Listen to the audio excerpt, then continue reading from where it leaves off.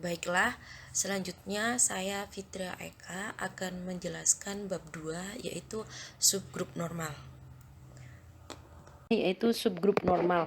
Dari definisinya yaitu sebuah subgrup H dari grup G bisa dikatakan subgrup normal dari G jika berlaku AH sama dengan HA untuk setiap A elemen G.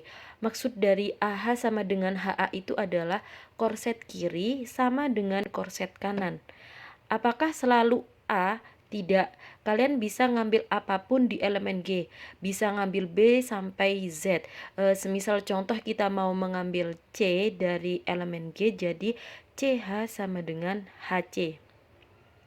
Kemudian dari definisi tersebut bukan berarti untuk setiap A elemen G dan H elemen H itu A star H sama dengan H star A. Akan tetapi artinya itu untuk setiap A elemen G dan H elemen H ada suatu H aksen elemen H sehingga A star H sama dengan H aksen star A, dan ada pula H double aksen elemen G sehingga H star A sama dengan A star H double aksen. Kita langsung saja masuk ke contoh soal. Kemudian contoh 1, perhatikan grup Z dengan operasi penjumlahan dengan subgrupnya 5Z. Mudah dilihat bahwa untuk setiap K elemen Z itu berlaku K plus 5Z sama dengan 5Z plus K. Hal ini itu berarti bahwa setiap subgrup 5Z merupakan subgrup normal dari Z. Kenapa bisa sudah dikatakan bahwa subgrup 5Z ini merupakan subgrup normal dari Z dikarenakan sifat komutatif dari K plus 5Z sama dengan 5Z plus K. Untuk lebih jelasnya dijelaskan pada teorema 1. Dari teorema 1, misal G sebuah grup abelian, setiap subgrup H dari grup G merupakan subgrup normal. Ketika ada teorema maka kita membuktikannya. Buktinya, untuk setiap G elemen G dan H elemen H itu berlaku GH sama dengan HG. Hal ini tentunya mengakibatkan GH sama dengan HG. Dengan demikian, H itu merupakan subgrup normal. Untuk selanjutnya kita masuk kepada teorema 2. Kemudian teorema 2. Misal G sebuah grup dan N adalah subgrupnya, ada 3 pernyataan berikut yang merupakan pernyataan ekuivalen. Yang pertama yaitu N merupakan subgrup normal dari G. Yang kedua, untuk semua G elemen G berlaku G and G inverse subset N. Yang ketiga, untuk semua G elemen G berlaku G and G inverse sama dengan N. Dan untuk membuktikan teorema 2 itu kita memiliki 3 cara, yaitu yang pertama jika A maka B, kemudian yang kedua jika B maka C, kemudian yang ketiga C maka A. Baiklah, bukti yang pertama jika A maka B. Karena N itu merupakan subgrup normal, maka berlaku NG sama dengan GN untuk semua G elemen G, dan dengan demikian itu untuk setiap G elemen G dan N elemen N berlaku GN sama dengan N1G suatu N1 elemen N. Dengan demikian GN G inverse itu subset dari himpunan N. Kemudian untuk cara yang kedua yaitu jika B maka C, dan untuk membuktikan bahwa G and G inverse subset N itu tinggal dibuktikan N subset G and G inverse. Karena G and G inverse subset N itu sudah diketahui kan. Jadi ambil N elemen N dan sembarang G elemen G inverse G inverse elemen N. Dengan demikian G inverse N G sama dengan N1 suatu N elemen N. Dengan kata lain N sama dengan GN1 G inverse elemen G N G inverse. Jadi N subset GNG inverse. Terbukti bahwa GNG inverse sama dengan N. Selanjutnya yaitu cara yang ketiga, jika C maka A, dan untuk membuktikan N subnormal maka harus ditunjukkan bahwa NG sama dengan GN untuk semua G elemen G dan N elemen N. Untuk membuktikan NG sama dengan GN itu harus ditunjukkan GN subset NG dan sebaliknya juga NG subset GN. Diketahui GNG inverse sama dengan N. Dengan demikian semua G elemen G dan N elemen N itu berlaku GNG inverse elemen G. Berarti ada N1 elemen N, sehingga G inverse NG sama dengan N1. Dengan mengalihkan kedua ruas dengan G di sebelah kanan, maka diperoleh GN sama dengan N1G. Jadi hal ini itu berarti GN subset NG. Dengan cara yang sama diperoleh dari NG subset GN.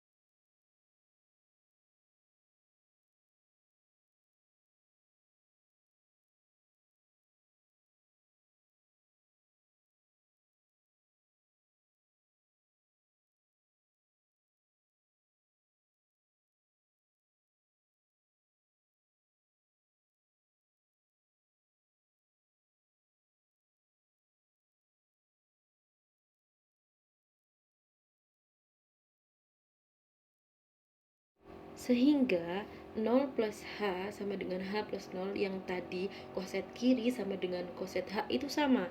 Sampai generator yang kelima itu sama. Jadi sehingga subgrup dari H0 024 itu merupakan subgrup normal. Selanjutnya kita akan membahas tentang langkah-langkah untuk menyelidiki apakah subhimpunan dari suatu grup itu merupakan subgrup normal atau bukan. Baiklah, selanjutnya kita akan membahas tentang langkah-langkah untuk menyelidiki apakah subhimpunan dari suatu grup itu merupakan subgrup normal atau bukan. Subhimpunan N subset G merupakan subgrup normal di grup G jika memenuhi, yaitu yang pertama, N tidak sama dengan himpunan kosong. Kemudian yang kedua yaitu untuk setiap Mn elemen N itu berlaku Mn inverse elemen N. Kemudian yang ketiga yaitu untuk setiap G elemen G dan untuk setiap N elemen N itu berlaku G and G inverse elemen N. Kita langsung masuk ke contoh soal.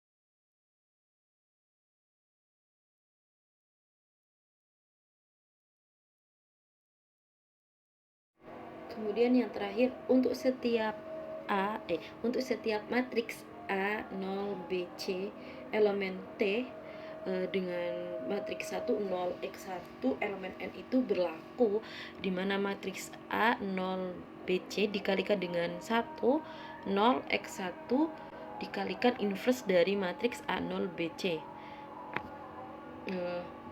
Kita selesaikan terlebih dahulu perkaliannya ya. Yang pertama yaitu matriks dari A0 BC dikalikan dengan matriks 1 0 X1, yaitu dapat hasil A0 B plus CX kemudian C, kemudian dikalikan dengan C0 min B A1 per AC tadi. Perkaliannya diselesaikan terlebih dahulu, kemudian kita dapat hasil yaitu AC 0 BC plus C kuadrat X min BC AC, kemudian dikalikan 1 per AC, dan kita dapat hasil yaitu matriks 1 0 CX per A1 elemen N. Dari persyaratan yang tadi mulai nomor 1, 2, dan 3 itu N subgrup normal dari T, jadi terbukti. Untuk bab selanjutnya akan dijelaskan oleh teman saya, itu Renanda.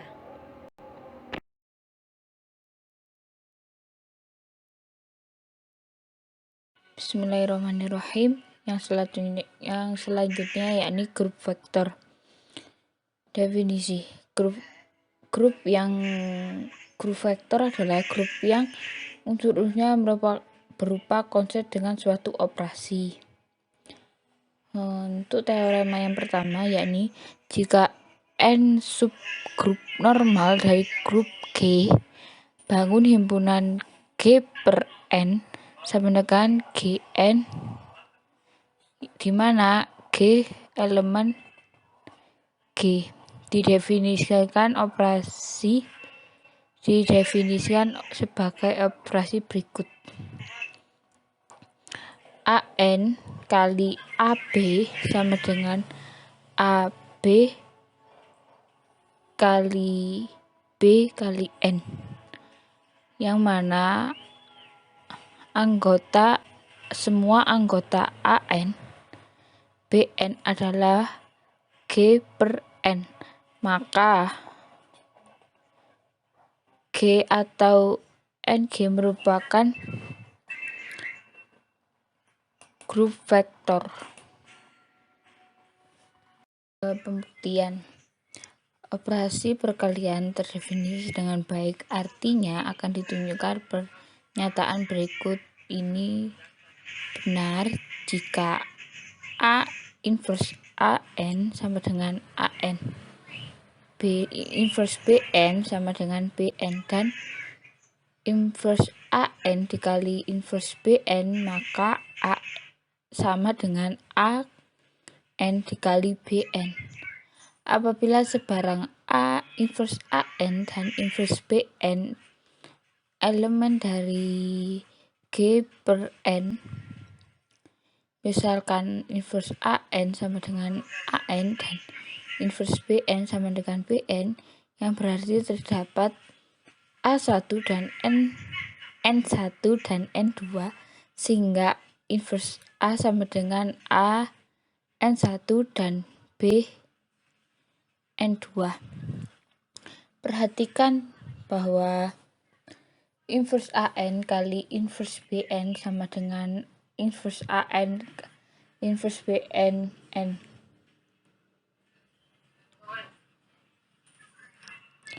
Sama dengan AN 1 BN 2 N, karena N2 sama dengan N, maka N2 N sama dengan N.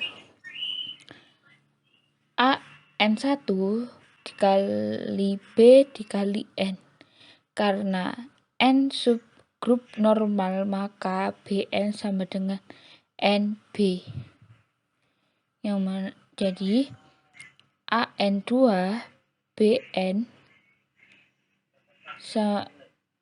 BN, karena N1 elemen dari N, maka N1 kali N2 sama dengan N, maka ANB. Karena N subgrup normal, maka BN sama dengan NB. Jadi AB EN yang bisa ditulis dengan AN dikali BN, maka terbukti teorema tersebut. Nah, untuk sifat asosiatif dipenuhi apabila ambil sembarang AN, BN, CN anggota elemen G per N, yang mana AN dikali BN dikali CN sama dengan N dikali BCN. Jadi ABCN sama dengan ABN dikali CN. Juga bisa ditulis AN dikali BN dikali CN. ABC sama dengan anggota dari G atau sifat asosiatif terpenuhi. Sifat identitas dipenuhi apabila EN anggota dari G per N sebagai unsur identitas.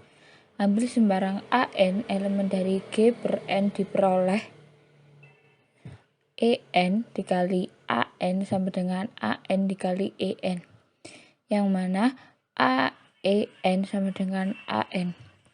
Terbukti sifat asosiatif. Nah, untuk sifat inverse dipenuhi apabila Ambil seberang AN anggota dari G per N apabila inverse N anggota dari G per N, maka diperoleh A buka kurung AN buka kurung kali buka kurung inverse N sama dengan inverse AN kali AN sama dengan A inverse A kali AN sama dengan E. Maka terbukti inverse dipenuhi. Dengan dipenuhi keempat sifat tersebut, maka G per N merupakan grup. Definisi yang selanjutnya yakni grup G per H pada teorema 1 di atas dinamakan grup faktor dari G modulo N atau disebut grup faktor dari G. Untuk yang selanjutnya yakni contoh 1, misalkan 4Z sama dengan 0 kurang lebih 4 kurang lebih 8 kurang lebih 12 dan seterusnya.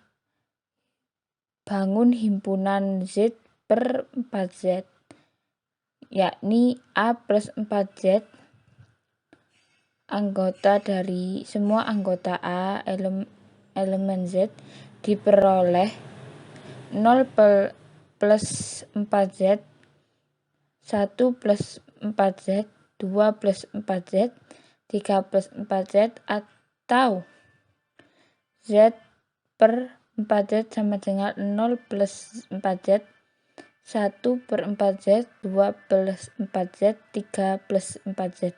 Dengan menggunakan tabel Cayley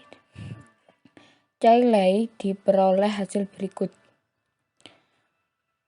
Plus 4 0 plus 4Z 1 plus 4Z 2 plus 4Z 3 plus 4Z dan seterusnya. Maka Z per 4Z memiliki unsur yang berhingga dan dari tabel Cayley berlaku sifat tertutup menurut teorema pertama. Maka Z per 4Z merupakan grup. Lebih lanjut, jika N lebih besar dari 0 diperoleh NZ sama dengan 0 kurang lebih dari N kurang lebih dari 2N kurang lebih dari 3N dan Z per N Z tak terhingga. Untuk contoh yang kedua, pada contoh sebelumnya, yakni Z30 merupakan grup dan 5 merupakan subgrup dari Z30. Dapat ditunjukkan bahwa grup faktor dari 5 pada Z30 adalah Z30 per 5 sama dengan 0 plus 5, 1 plus 5, 2 plus 5, 3 plus 5, 4 plus 5. Dengan menggunakan tabel Cayley diperoleh hasil sebagai berikut.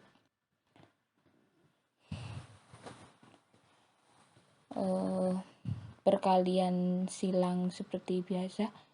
Jadi contoh perhitungan 4 plus 5 tambah 3 plus 5 sama dengan 7 plus 5 sama dengan 2 plus 5 ditambah 5 sama dengan 2 plus 5, yang mana Z30 per 5 memiliki unsur yang bernilai dengan berhingga dan dari tabel Cayley berlaku sifat tertutup. Menurut teorema A4, maka Z per 4Z merupakan grup. Mungkin itu sedikit presentasi dari kelompok kami. Jika ada yang ingin ditanyakan, silahkan ditanyakan. Kita lanjut di grup untuk sesi tanya jawab. Sekian dari kami. Bila ada salah kata atau salah perbuatan, kami mohon maaf. Wabil taufiq wal hidayah. Wassalamualaikum warahmatullahi wabarakatuh.